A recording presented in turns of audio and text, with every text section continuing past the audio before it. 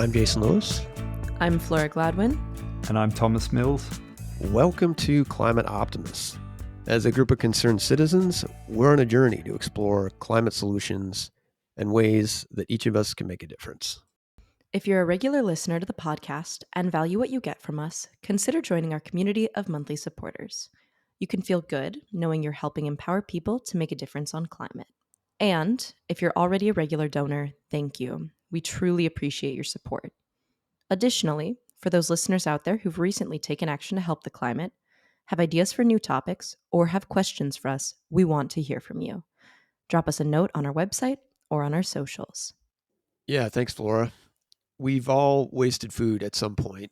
The forgotten leftovers, the ingredient for a recipe that we didn't use, or, those bananas that seemingly turned brown overnight.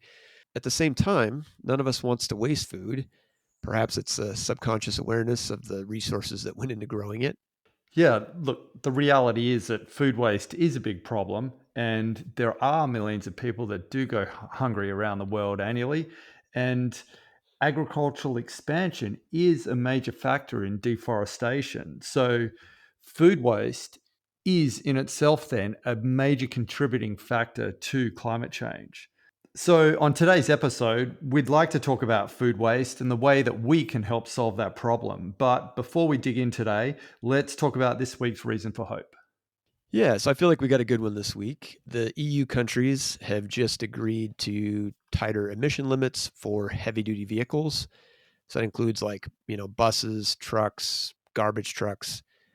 And I was reading that currently those emissions represent about 6% of the block. And these new rules will require a 90% reduction in those emissions by 2040, with an interim target of roughly 50% by 2030 to 2034. So kind of cutting them in half in the 2030s and then reaching 90% by 2040. Ironically, I guess Germany was a bit of a holdout, but by and large, definitely a positive development. I think Germany is quite concerned about its manufacturing base and the fact that it is geared up to build diesel engines right now. But, the beauty is that they can, sort of similar to what we saw in the wind industry in the early 2000s, where a lot of those people came over from those automotive manufacturing jobs in 2008 and ended up working in the renewable energy industry instead, building gearboxes and generators for the Danish wind turbine industry. So hopefully we can see that similar transition happen in the heavy vehicle industry as they move from diesel to full battery electric vehicles. With that, let's get to today's guest. Anne-Marie Bonneau is an award-winning cookbook author, speaker, and blogger. Through her various platforms, she shows people reducing waste not only benefits the planet, but also satisfies their taste buds, improves their well-being, and boosts their bank accounts. In addition to being an expert on food waste, Anne-Marie has been plastic-free since 2011, after learning about plastic's devastating impacts on our oceans and their inhabitants.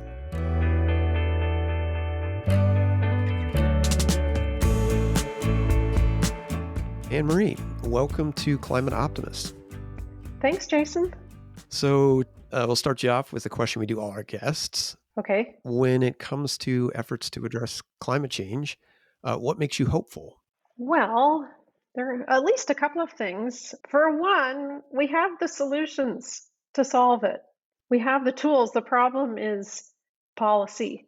So a few months ago, I read in Bill McKibben's newsletter that worldwide, we are installing 1 gigawatt worth of energy every day through solar panels. And so that's about the same as 1 nuclear reactor.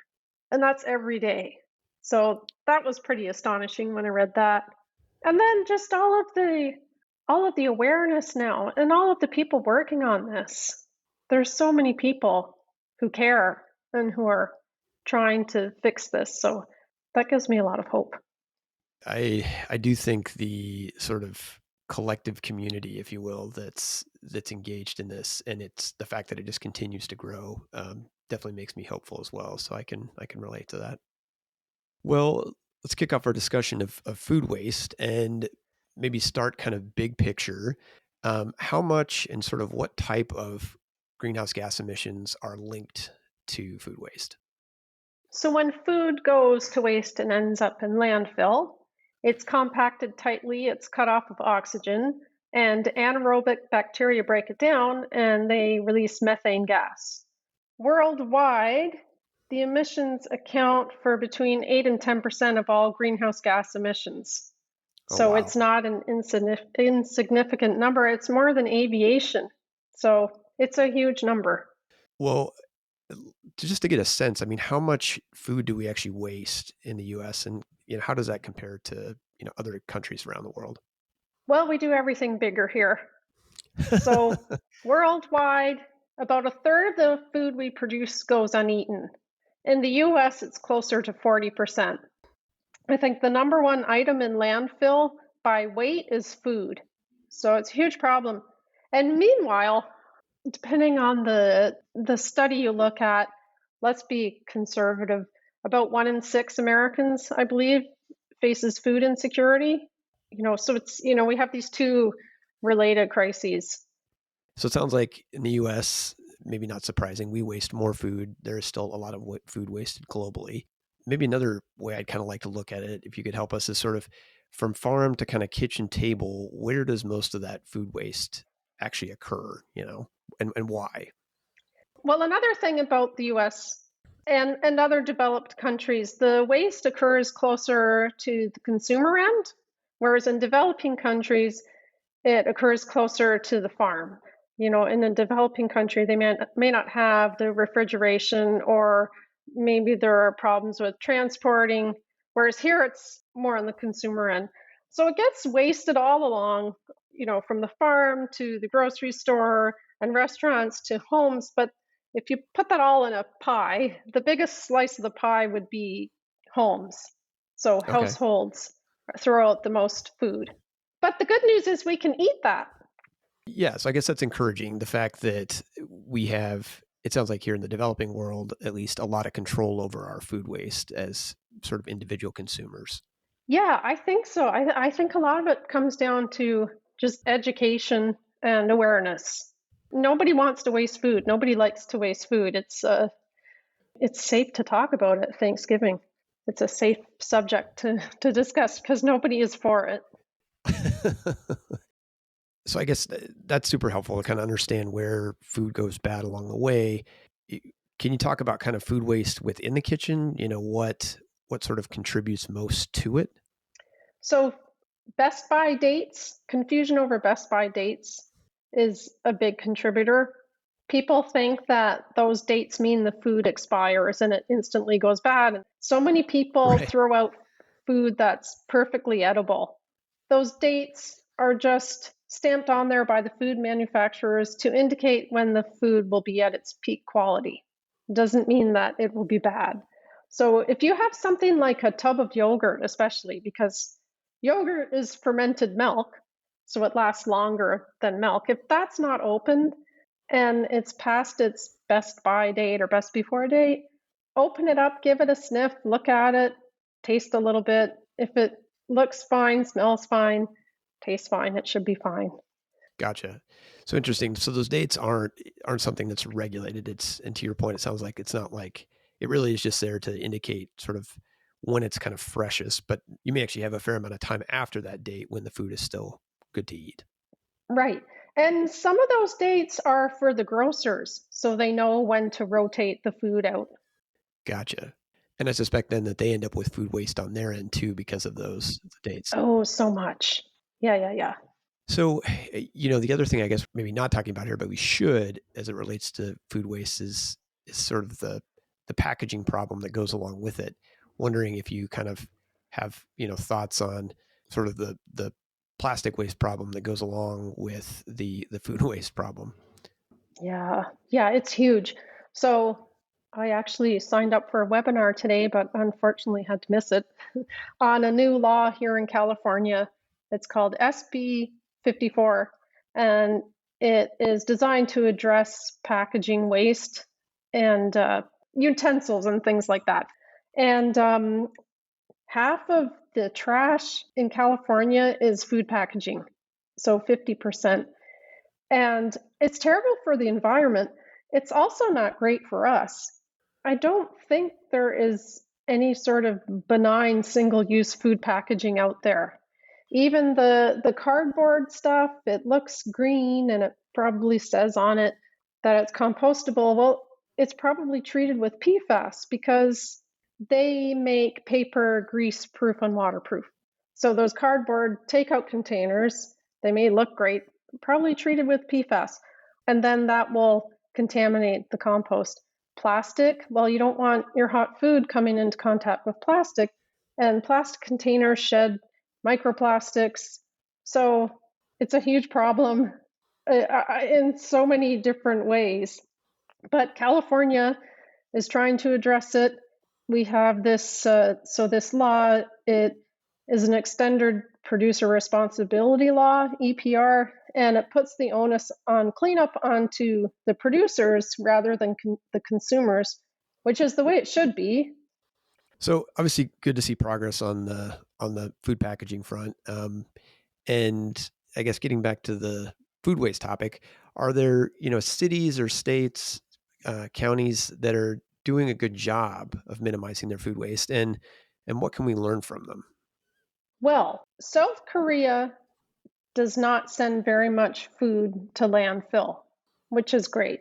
And when I first read about this, I remember the article I read said something like South Korea does not produce any food waste. But that's not actually true. They recycle their food waste. The food still goes uneaten, but hardly any of it goes to landfill. Instead, it's fed to animals, or they use it to produce biogas or use it for fertilizer. So that is a great program because we don't want that food in landfill. But ideally, everybody would reduce the amount of food they're wasting. And I don't know of anywhere that's doing a great job on that. There are lots of programs to address the food waste after the fact. In California, we have SB 1383, which is mandatory composting. And so everybody, businesses, organizations, residences, we have to separate food waste, food scraps from regular waste. And then that will be turned into compost, or I guess it depends on your city. That law also requires businesses to donate edible food. So that's great because we want people to eat that food. We don't want to just deal with it after it goes bad. So it sounds like nobody's doing this necessarily well. There are some places where they're doing a good job of making use of the food waste stream, but it sounds like there's still a lot of opportunity to just prevent it from becoming waste in the first place. In other words, eating it while it's still good. Maybe that's a good kind of transition. Obviously, want to ask you too about solutions. What do you see as potential solutions for addressing food waste? Well, I think if the rest of the country adopts a law similar to ours here in California, forcing people to, divert their food waste from the regular waste and making businesses donate their edible food. That donating the edible food can make a big dent. And I think education, just a lot of education. Nobody wants to waste food. It happens, and we're not really taught how to cook or any sort of basic life skills. I think if we started teaching kids that type of thing, and they can teach their parents. You obviously have a cookbook focused, zero waste chef. I'm wondering, if you might be able to share kind of on the education side, what people, if they're listening to this and they cook at home, what they could do to, try to mitigate their food waste. Well, I think the best thing you can do is to look at the food you have on hand and cook something with that. So most of us, when we're taught to cook, if we were taught to cook, we're told, look for an appetizing recipe, jot down all of the ingredients, go to the store, buy the ingredients, bring them home, cook the dish, put the leftovers and all the little leftover bits of food, like the leftover ingredients, put that all in the fridge. And if you do that a few times a week, then you're bound to throw some food out. So instead, look at what you have on hand and then, see, all right, I have some onions, I have some squash, I have some leftover chicken. What can you make with that? You probably have all the ingredients you need in your kitchen right now to make at least something. So I think if you think that way, you'll absolutely slash the amount of food that you're throwing out, and you'll save a fortune. The average family of four, depending on the study. So the EPA puts this number at 1,500. The average family of four spends $1,500 a year on food they don't eat. But Wow. that number's from 2010. I saw another number from ReFed, and they study food waste. Their whole thing is food waste. They put the number at 2,700, over 2,700. Wow. I mean, yeah, it's so much money. And also, I think it's more fun to cook that way because it makes you more creative. You think, oh, what can I make with this? And you get this really great feeling of satisfaction knowing that you've made this tasty meal with just whatever's on hand. And you can always make soup. You only need, if I have an onion and some random vegetables, hopefully some tomato paste, I can make a batch of yummy soup. But I'll also throw in any leftover cooked grains or leftover cooked protein. Little splash of vinegar adds a little something to savory dishes. So it sounds like, to your point, $1,500 or $2,700 if it's more recent is a huge opportunity for, savings. And I confess I'm guilty of the pick out the recipe and go and shop. Do you have any tips for people who are, hearing this and want to move to your model of sort of opening the fridge, but feeling confident enough to make something out of it? Yeah. Learn some really versatile dishes. So soup is one. Frittata is great. You can put random vegetables in that. Pizza, you don't have to top it with tomato sauce. You could also make pesto, and you can make pesto out of all sorts of things. Oh, and if you have lots of vegetables on hand, the easiest way to deal with those, or one of the easiest ways to deal with those before they go bad, is to cut them into bite-sized pieces, toss them in olive oil, sprinkle on a little bit of salt and pepper, maybe some herbs or garlic, and roast them. And then, Okay. when I roast my vegetables, I like to do each vegetable on a different tray because they roast at different times. Some are done sooner, some are done later. And roasting concentrates the flavor. And then you can eat them as is, or you can put them in, I don't know what, pita. You can put them in a grain bowl. And they're just delicious. There's a lot you can do with roasted vegetables. So that's a good way to deal with a glut of vegetables. For fruit, you can make fruit crumble or make jam, just a quick jam. Like you don't have to get out the canning equipment. Just cook Okay. down the fruit and add some sugar. So learn some really simple recipes and that are versatile that you can substitute ingredients for. So it doesn't have to be anything fancy. So it sounds like you can still have those maybe, favorite recipes that you picked out and you want to do. Oh, But sure, then as long sure. as you have a couple of versatile recipes, then you can substitute ingredients. Yeah, so like maybe every weekend you make one of these clear it out dishes. And then once you've used all that up, then go shopping. Right. And then you can get whatever your ingredients for your favorite, your eggplant parmesan or whatever. Yeah, you don't have to deny yourself your favorite dishes. Just think about it differently. So a little bit of planning. You don't have to get out the spreadsheet and plan every meal for a month unless you like to do it that way, but leave some empty spaces for going out for dinner or an impromptu lunches at the office or whatever. But make sure you have some of those dishes in there that will clear things out. Well, that makes sense. I'll have to try it out myself. Another thing I'm thinking about as we're talking about this is food storage and, kind of how that fits into the mix of food waste. I don't know if you have any tips there for folks that are looking to keep their food longer. I do. One simple thing to do is store food in glass. People are always amazed, or some people are amazed, when they look in my fridge and they see all these glass jars. I love glass. I can see what I have on hand, and I can see leftovers.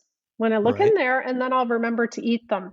If you bring home leftovers, say you get takeout or you bring home, leftovers from a restaurant in one of their opaque containers and you put it in the fridge, you're you're more likely to forget it's there until it's too late.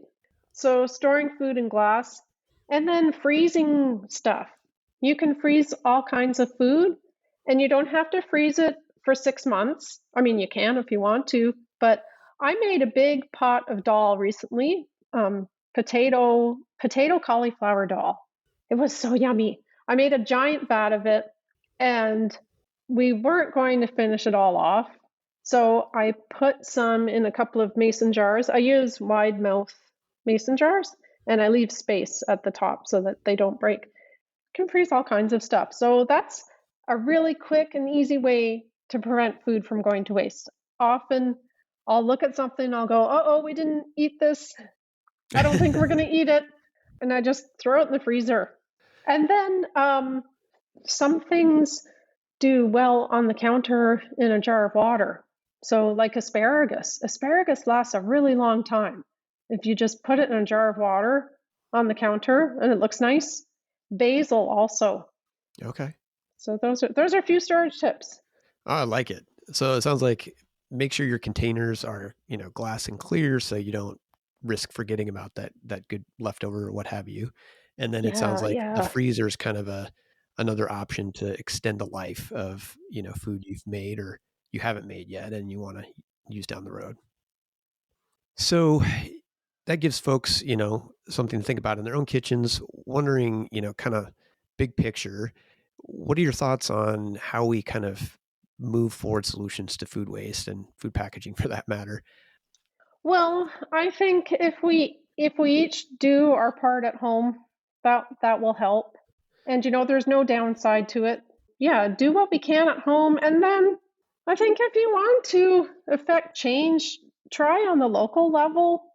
I mean, it's still good to try at the state and federal, but I really think you can make change happen. Yeah, that's a great Get point. your friends together. Here in Palo Alto, which is close to me, before the pandemic, there was a Girl Scout troop who was working on ban. They were working on a straw ban. Asking people to refuse straws and plastic utensils and things. And they went to city council with this idea, and the city council adopted it. And they implemented this really progressive ordinance that bans single-use plastic. And it started with 9-year-olds. That's fantastic. Yeah, yeah. Well, Emery, I like both the call to action, personally in our own kitchens, but then getting involved locally. I think you're right. It's obviously easier to affect change right in your backyard than it is at a state or federal level. Um, thanks for coming on the show and creating awareness of both the problem and the potential solutions that are out there. Really appreciate it. Oh, well, thanks for having me on, Jason. This was fun.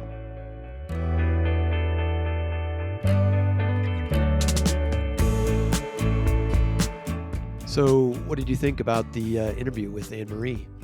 Yeah, I really loved this episode. I thought it was incredibly practical the whole time that I was listening through the interview. I was taking notes for things that I can use in my own life. I particularly loved the idea of having a clear it out meal every week. I have a friend in the house that I live in who cooks like that, soup, rice, and then whatever vegetables are about to go bad. And I always love eating what she prepares. I think it's a really great thing to incorporate into weekly meal planning. Yeah, I liked the clear out recipes too. I thought that was a good one. My personal favorite clear out, at least for old fruit, is fruit smoothies. Thomas, what about you? I definitely like her points about finding what you've got and working with that. But I think there are a few other things that we can take into account when we look at how much food we waste. One of them was freezing. When you do have leftovers and you're not quite sure when you're going to go about eating them again, sometimes the best thing to do is just part things out so that they're in individual containers and they can last months. In fact, I've got tomatoes that I've had in my freezer for years that I will end up processing this year and mixing in with soup. But like, freezers are absolutely amazing. And if you buy an efficient one that has good thick wall insulation and runs on a hydrocarbon refrigerant, then they use very, very little power and subsequently have tiny emissions compared to the emissions associated with making that food again that would otherwise go to waste. And I've noticed the same thing with refrigerators. I used to run my refrigerator at 4 degrees, like everybody does, 4 degrees Celsius, which is a standard here. But I now run my refrigerator at 1 degree Celsius, like around 1.5 degrees. So just above freezing point. So it doesn't damage fruit or vegetables that are in it, but it does make food last a lot longer.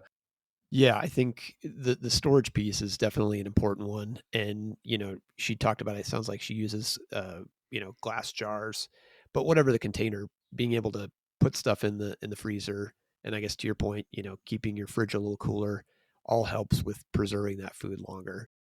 The other thing I'm a big fan of is, and we've got to realize, especially in the far northern and far southern latitudes, that it's sort of a bit of a feast or famine when it comes to a lot of fruiting plants throughout the year. And so being able to preserve what's around you and not let it go to waste, I think is really important. And it's not as hard as you think or as people make out. I do a massive amount of preserving of fruit. Like, basically, all I'm doing is heat treating the fruit and putting it in bottles. We call it bottling here. I think you guys in the States call it canning. And this stuff lasts for years, and it takes no refrigeration once you have it. And it just gives you like that ability to access amazing tasting fruit all year round that has really low carbon emissions.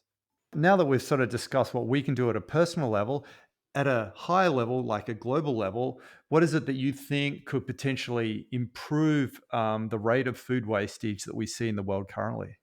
I think food waste is a complicated problem to solve. You've got all these different areas in, from the production side all the way to consumption where food is being wasted. So you don't have like a single sort of silver bullet to address the problem. But I think there are a number of areas where, taking action could have real benefit. The first is, and Anne-Marie talked about this a little bit, enabling surplus food donation. So, as businesses, stores, have food that might otherwise spoil, being able to donate that to folks who are in need. And France and Italy, it sounds like, have made a little progress there, requiring markets to donate unsold food. Maybe perhaps the biggest category is really creating more awareness among consumers and educating consumers on how to make a difference in their kitchens so that food doesn't go to waste. In the US, at least, that's where the bulk of our food waste occurs. About 40% is in the kitchen. So getting better programs in place to educate folks about what they can do to address food waste is going to be really key. And then, when you do end up with food waste, making sure that it doesn't go to the landfill. We know that that's really bad from a climate perspective and otherwise. So either, diverting it to animal feed or having it go to composting, having food scraps be composted and having that access to oxygen actually cuts, emissions from 40 to 80%. So definitely important to make sure that food doesn't get into the landfill. And then I think finally it's going to be really important in the developing world to, expand access to cold storage from the farm to the distribution center to the store. And, there's a lot of food that goes bad there because there isn't cold storage available, where, you look at more developed countries and that's not an issue. So yeah, lots of things that we need to be looking at to solve this problem. But what about you, Thomas? What did you find? Yeah, look, I saw some suggestions by the World Research Institute that we should be making mechanization and more equipment and better farm equipment available to developing nations and to farmers. But I see that as a bit of a double-edged sword. And the reason is that the moment you give farmers equipment to be able to more effectively harvest a crop or more quickly harvest a crop, what happens is it makes farming on what would otherwise be non-profitable land now possible. And so what ends up happening is we expand our agricultural domain into that was otherwise reserved for the natural environment. So that has its own problems, aka deforestation. And a lot of this mechanized equipment also has significant environmental emissions in its own, be that through the direct diesel emissions from driving that equipment, or from the access to the fossil fuel-based fertilizers that are then subsequently used on that land. So I think the focus should be on the food that we have right now, that we've grown. Let's reduce spoilage on that. Let's make sure that we can get that to market. But make sure that we have good environmental regulations on the continued expansion of agriculture. And we really need to get the brakes on that hard. Yeah, I mean, we know that we have a growing world. We know there's going to be more pressure on our food system regardless. And yeah, being able to reduce food waste, but in conjunction with that, limit the expansion or continued expansion of agriculture is going to be important. So, all this sort of leads to the question of, how can we be part of the solution? And this week we've got a couple items where, you can dive in.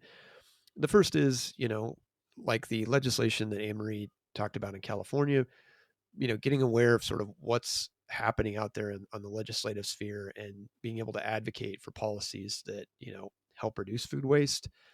You can also consider a donation to organizations that are working in that space and doing good work, whether that's the World Wildlife Fund or ReFed, who are really on kind of the front lines of trying to address the problem.